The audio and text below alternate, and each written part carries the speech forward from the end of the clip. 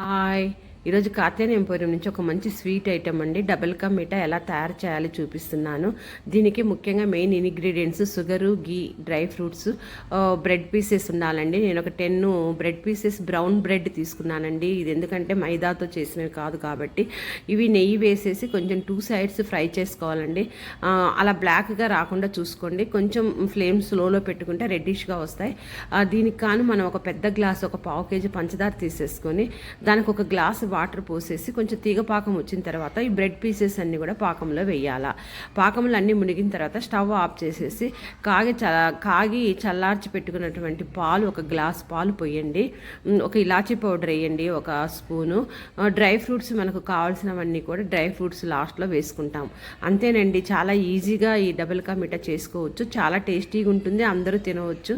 నా videos like చేయండి, share చేయండి, సబ్స్క్రైబ్ చేయండి. నా వీడియో చూస్తున్నందుకు చాలా థ్యాంక్స్ అండి. చూడండి, చిక్కటి పాలు అలా పోసేసి పాకమంతా పీల్చుకున్నాక దాని మీద మనం చిక్కటి పాలు కూడా పోస్తే పాలు వేడిగా ఉన్నా పర్వాలేదండి, వేడి పాలే. అలా పోసేసిన తర్వాత అది కూడా బ్రెడ్ పీసెస్ అంతా పీల్చుకున్న తర్వాత దీంట్లో మనము డ్రై ఫ్రూట్స్ వేసుకోవచ్చండి. నేనైతే బాదము, జీడిపప్పు వేసానండి. మీకు కావాల్సిన డ్రై ఫ్రూట్ ఐటమ్స్ వేసుకోవచ్చు. అంతేనండి.